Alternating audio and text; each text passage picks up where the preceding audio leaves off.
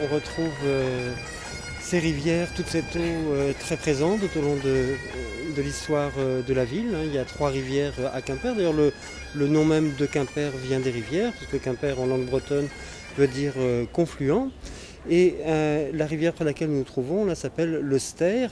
Et on peut voir donc le long du Ster encore des vestiges des remparts, puisque les rivières protégeaient ces remparts, formaient des douves naturelles sur 3 côtés de la ville. Donc le Ster qui est ici, l'Audet qui est la rivière principale, et le Frout donc, qui est un petit peu plus loin.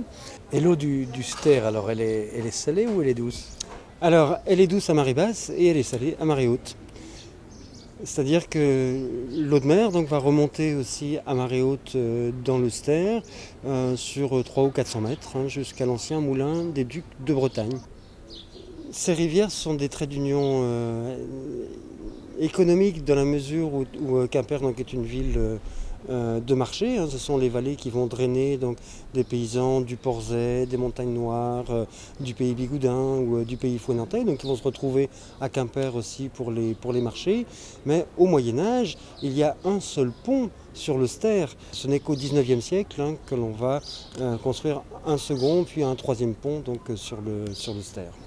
On l'a vu, si Gauguin vient en Bretagne, c'est pour être tranquille, pour peindre un petit peu comme un sauvage. Et pourtant, la ville, c'est-à-dire Quimper, va l'appeler au moins à 2 reprises. Oui, c'est vrai, dans des circonstances pas forcément agréables pour lui, puisque ce sont 2 procès qui vont avoir lieu à Quimper. Le premier, c'est le fameux procès qui va l'opposer à Marie-Henri, qui refuse de lui rendre les tableaux qu'il a laissés en dépôt à l'auberge du Pouldu. L'autre procès va l'opposer à des locaux, ou du moins à des Concarnois, puisque là, il est en compagnie d'Anna la Javanaise, sa jeune amie de 13 ans.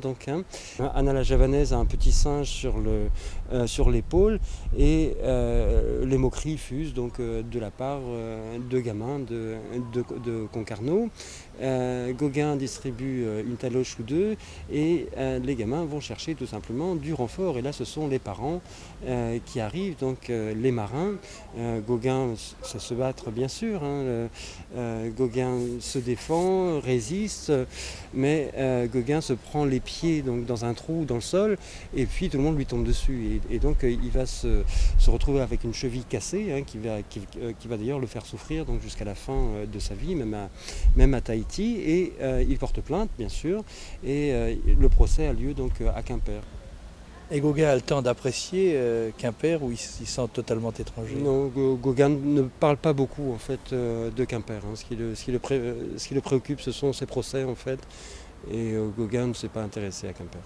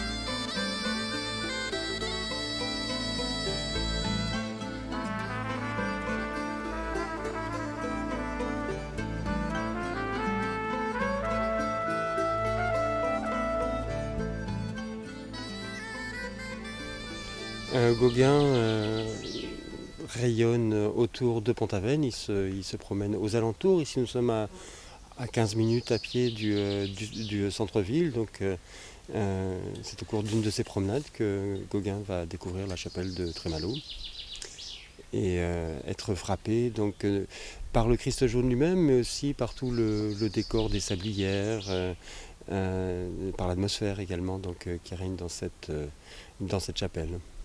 Il y entre en profane ou en croyant?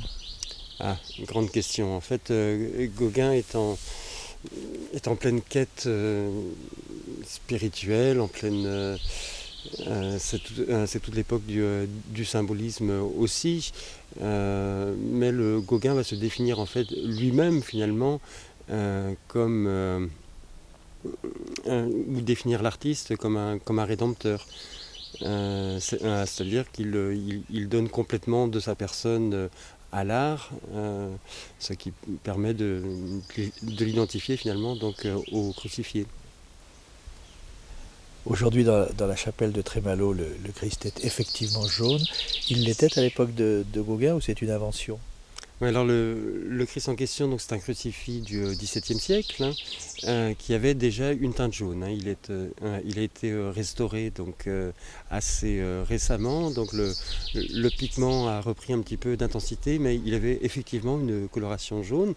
Ce qui est inventé, par contre, ou ce qui est transposé, donc c'est le fait de ne pas représenter le Christ sur son mur, mais au contraire en extérieur, devant un champ, avec des personnages donc, qui sont également au pied de la croix. Là, c'est tout l'apport de Gauguin, c'est tout l'apport de la composition. Il faut se rappeler donc, que c'est une peinture symboliste.